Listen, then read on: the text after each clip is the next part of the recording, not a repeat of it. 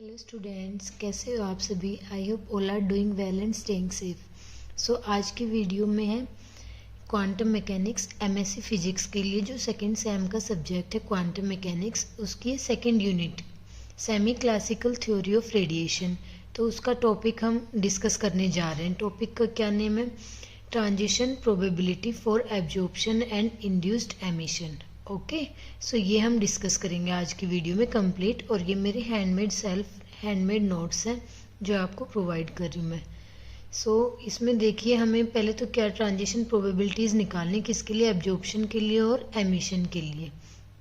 ठीक है, तो अब चलिए स्टार्ट करते हैं। तो हम सबसे पहले क्या कंसीडर करते हैं कि इंटरेक्शन लेते हैं आइटम की किसके साथ? इलेक्ट्रोमैग्नेटिक रेडिएशन के साथ। ठीक है, इसमें प्रॉपर क्वांटम मैकेनिकली अप्रोच जो है वो लगेगी किसके लिए? आइटम के लिए भी और रेडिएशन के लिए भी। बट हम कैसे इसको प्रोसीड करेंगे? सेमी क्लासिकली, क्योंकि यूनिट का नेम क्या है? Semi classical theory of radiation. Okay, so इसमें क्या होता है कि जो इलेक्ट्रोमैग्नेटिक रेडिएशन फील्ड है वो ट्रीट की जाती है क्लासिकली। ठीक है, और जो एटॉमिक सिस्टम है वो क्वांटम मैकेनिक्स में। तो डिस्क्राइब करने के लिए इसके इंटरेक्शन को हम क्या लेते हैं कि जो एटॉमिक इलेक्ट्रॉन है इंटरेक्शन में इन्वॉल्व हुआ है और उसकी स्पिन है वो इग्नोर की जाएगी। ठीक है, उसके बाद फिर क्या होता है कि अभी हम इसको मैथमेटिकली सॉल्व करेंगे। मैथमेटिकली सॉल्व करने के लिए सबसे पहले हम क्या लेते हैं कि एक हैमिल्टोनियन लेते हैं स्पिनलेस पार्टिकल का, जिसका चार्ज Q है एंड मास m है। ठीक है, तो वो क्या हो जाएगा?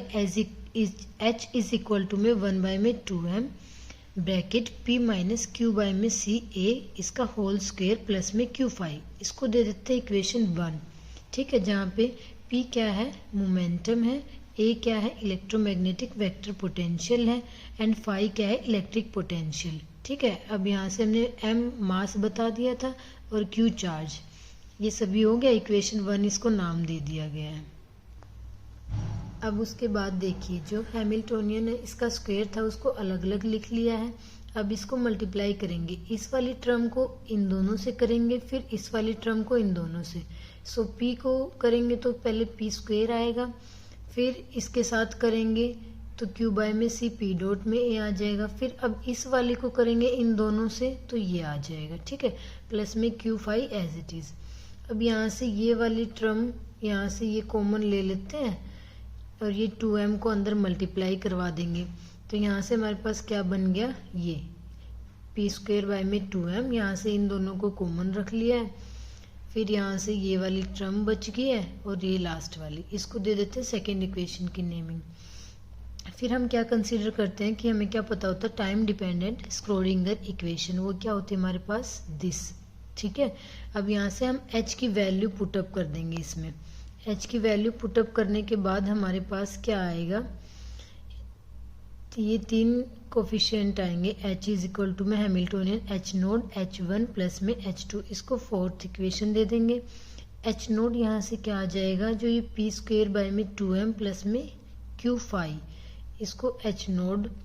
फिर h1 क्या आ जाएगी? ये वाली टर्म, और h2 क्या आ जाएगी? ये वाली टर्म। ओके, फिर इसमें हम h2 नेग्लेक्ट करेंगे, हायर टर्म्स को नेग्लेक्ट कर देंगे और जो h1 है इसको आगे प्रोसीड करेंगे। ठीक है, अब उसके लिए क्या करेंगे? हम एक मैट्रिक्स एलिमेंट लेंगे, इंट्रोड्यूस करवाएंगे यहाँ पे, जिसकी इनिशियल स्टेट होगी n एंड फाइनल स्टेट होगी n डैश। ओके, सो अब नेक्स्ट देखिए इसको कैसे लिखेंगे। मैट्रिक्स एलिमेंट जो हमने लिया है इस तरह से लिखेंगे।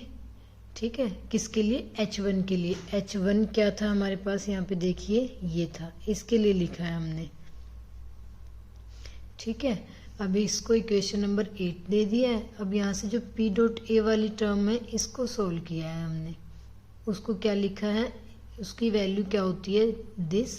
एंड यहाँ से फिर हम इसको सोल्व करेंगे। ये जो A डॉट B C वाला फॉर्मूला है ना, इसको लिखते हैं ऐसे, C A dot B plus में B डॉट A इंटू में C।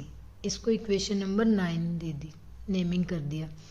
अब हमारे पास जो ग्रेडियंट एंड कर्ल क्वांटिटीज़ होती हैं उसमें क्या होता है कि सर्टेन कंडीशंस इम्पोज हो जाती हैं, जिसको क्या बोलते हैं? Coulomb goes. ठीक है, कूलम गोज से फिर हमारे पास क्या आ जाता है? Del dot A is equal to में 0। अब ये वैल्यू यहाँ पे पुट कर देंगे तो ये टर्म 0 हो जाएगी हमारी, ठीक है। ये लिखा हुआ है, इक्वेशन 10 को पुट कर देते हैं इक्वेशन नंबर 9 में, तो हमें क्या मिलेगा, ये 0 पुट हो जाएगा यहाँ से, फिर हमारे पास ये बचता है ओनली, तो ये इक्वेशन 11। अब इसको यहीं पे छोड़ देते हैं। अब आते हैं नेक्स्ट, जो हमारे पास इक्वेशन 8 में हमने ये वाली चीज़ तो सोल्व कर ली, ये रहता है। अब इसमें हम लेके चलेंगे, इसको ट्रीट करेंगे टाइम डिपेंडेंटली, ठीक है। किस चीज़ को कितना पोर्शन लिया है हमने, यहाँ से ध्यान से देखिए, -q/में mc a डॉट में p, ठीक है। बाकी चीज़ें नेग्लेक्ट कर दी गई हैं, तो इसको क्या माना है, टाइम डिपेंडेंट पोटेंशियल। सो अब यहाँ से कैसे लिखी जाएगी, ये देखो, -q/में mc integration psi star n dash a dot p psi n d tau, equation number 12। अब ये मेन है, क्योंकि यहाँ पे जो ये a है ना, इसकी वैल्यू हम निकालेंगे और पुटअप करेंगे, ठीक है। अब उसके लिए देखते हैं, इस a के लिए जो आगे है ना, सारा प्रोसीजर a के लिए हुआ है, ठीक है।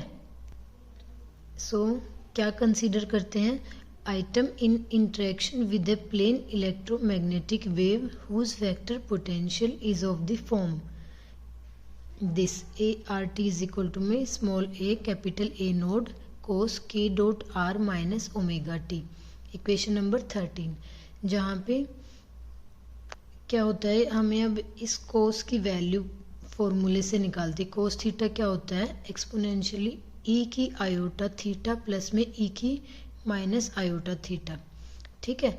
तो अब थीटा की जगह ये है, तो हमने ये पुटअप कर दिया, ये फॉर्मूला यहाँ पे पुटअप कर देंगे हम, ठीक है। तो आगे देखते हैं। अब देखो, ये फॉर्मूला पुटअप करने के बाद हमारे पास ये आ गया। अब इसको एक साथ करके लिख लेंगे प्लस माइनस में, तो ये प्लस माइनस में आ गए यहाँ पे, ठीक है। अब यहाँ से जो ये a प्लस है, इसको कोर्सपोंड क्या करता है, ये एब्जॉर्प्शन के लिए है, और माइनस किसके लिए, एमिशन के लिए, ठीक है। अब हम क्या कंसीडर करेंगे कि जो टाइम एवरेज एनर्जी डेंसिटी है वो हमारे पास क्या होती है, यू की फॉर्म में होती है, 1/4πb²। अब हम ये सारा जो अब आगे का प्रोसीजर करेंगे वो किसके लिए करेंगे, ये जो ए नोड है ना, इसकी वैल्यू निकालेंगे। इस ए नोड की वैल्यू निकाल के यहाँ पे रखेंगे तो ए की वैल्यू आ जाएगी, इस ए की वैल्यू पीछे पुटअप करेंगे तो वहाँ से एच की वैल्यू आ जाएगी, ठीक है। तो अब चलिए, ये हो गया, ये b² कैट बराबर फिर 1/4πe²।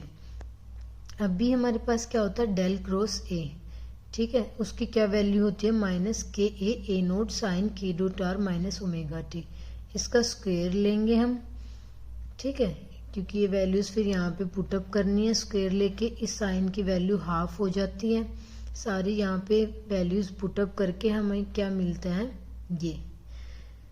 अब ये a² को पुट कर देंगे 1, तो हमें ये मिल जाएगा।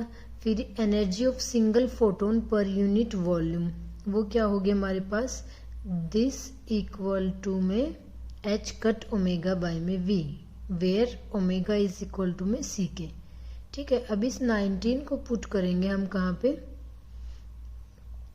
इस 19 से को हम सॉल्व करेंगे। 19 इक्वेशन को सॉल्व करने के बाद हमें क्या मिलता है,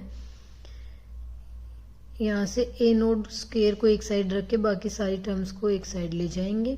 फिर यहाँ से ओमेगा की सी के वैल्यू पुट करेंगे, के से के कैंसिल हो जाता है। फिर से हम देखेंगे आगे जाके कि क्या के की वैल्यू फिर से पुटअप कर देंगे यहाँ ओमेगा बाय में सी, तो हमें ये मिल जाता है, ठीक है, ए नोड की वैल्यू। अब ये स्क्वायर रूट उधर जाके स्क्वायर रूट में हो जाएगा, वी को 1 पुट कर देंगे तो हमें फाइनली ए नोड की वैल्यू ये मिल जाती है, जो हमें पुट करनी है इक्वेशन नंबर 14 में, ठीक है।